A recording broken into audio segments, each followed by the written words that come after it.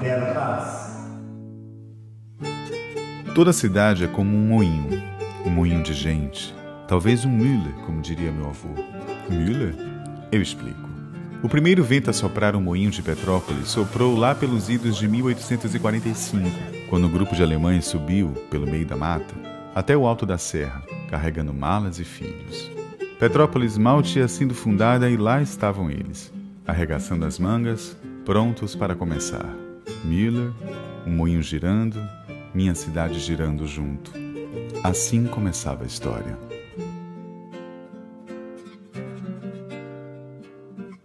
Sem duvidamente, a nossa cidade foi a primeira cidade planejada no Brasil. E foi a primeira cidade que teve um telefone e a primeira cidade do Brasil que teve uma linha de trem, que saía do porto de Mauá e que ele vinha até a raiz da serra. E ela tem 3 características distintas, a nossa cidade. Ela foi feita num vale fechado, todas as nossas ruas são ladeira e, diferentemente da colonização portuguesa, os nossos rios estão na frente das casas. O Major Keller foi responsável pela fundação da cidade. Dividiu Petrópolis em 12 quarteirões e nomeou cada um deles com nomes de locais de origens daqueles imigrantes. Os alemães tinham aprendido com os portugueses o significado da palavra saudade. Desde 7 anos já ia com meu pai na carroça entregar leite, desde com 7 anos de idade. Os imigrantes vieram da Prússia, de uma Europa sem dinheiro, trabalhando como cervejeiros, agricultores, pedreiros, artesãos, leiteiros, vivendo à pressa da cidade, moinho girando, cidade crescendo. Para entregar leite, era uma carroça de mola, que ia na cidade, andava a cidade toda entregando leite de casa em casa. Eles tiravam o leite, queijo, manteiga e mandavam para o Rio.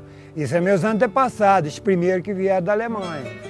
Inclusive até para o Palácio Rio Negro, para os presidentes, Getúlio Vargas, e depois o Eurico Gaspar Dutra, esse pessoal, enquanto vinha para Petrópolis passar o verão, a gente serviu eles. O verão espantava o frio e trazia gente para cá. Para fugir do calor forte do Rio de Janeiro, o próprio imperador subia a serra, se instalando. Foi assim que a cidade ganhou o nome, a Cidade de Pedro.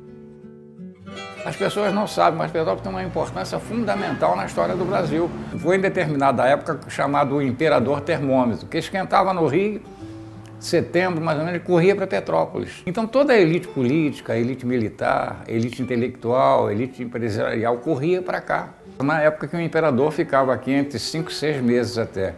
A capital de veraneio do Império, tradição que se seguiu com a República.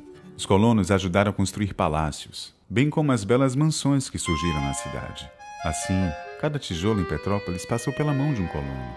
Igrejas, fábricas, jardins, pinturas. O Palácio Imperial, a Casa dos 7 Erros, bengalas, as famosíssimas bengalas de Petrópolis.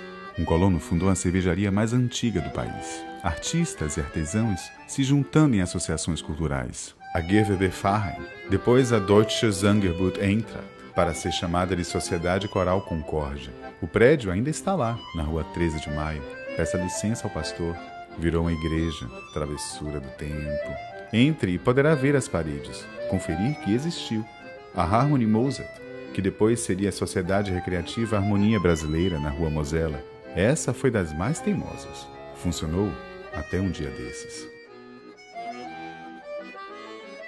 Isso tudo escrito e impresso em boas tintas, como a Tribuna de Petrópolis, fundada em 1902, e outros periódicos em língua alemã, Germânia, Deutsches Wochenblatt, Nachrichten. Nas grandes, nas pequenas coisas, o traço alemão em tudo. A chicrute é feita de repolho, num barril, e ali que eu cortava ele fininho, o repolho. Eles basicamente trouxeram a língua de origem já com alguma influência de dialeto. E botava com sal, aquilo ficava curtido, né? É o que eles comiam. Não era o alemão clássico. Mas falar alemão ficou complicado. Língua difícil. Eu sei. Mas em certo momento, o moinho girou diferente. Explodia a guerra. Getúlio bravo convocando os pracinhas. O Brasil todo cantando o hino da bandeira. O alemão do meu avô ficou rouco. Ser alemão não tinha aquela poesia gostosa das cantatas de Bach. Beethoven de repente ficou mudo. Schumann, Strauss, as cantigas germânicas dos quintais em Petrópolis também. Brasil entra em guerra contra o eixo.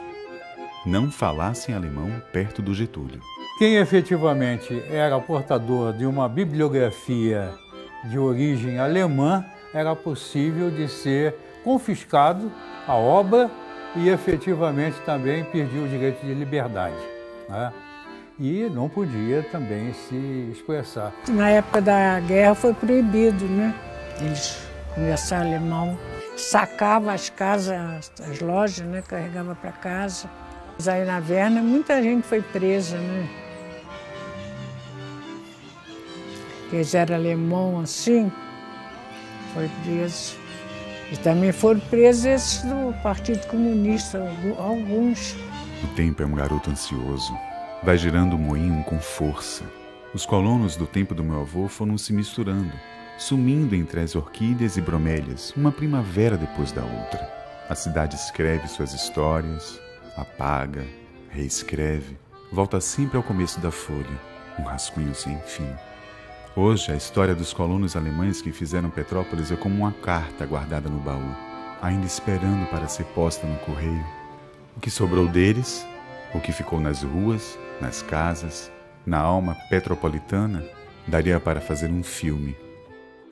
A tradição ela tem que ser passada, mas tem que haver interesse para continuar. Eu acredito que ainda tem uns 40% da população ainda descende de todo aquele grupo de alemães que chegaram. Tem que dar seguimento, tem que ter alguém que se interesse, conseguir resgatar todo esse legado que foi passado. Um legado que veio na garganta do meu avô, no alemão teimoso do meu avô.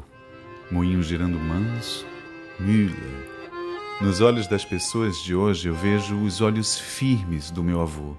Na festa brasileira, a dança daqueles colonos, o Brasil verdadeiro que encantou meu avô. Gira, Müller. Gira sem parar.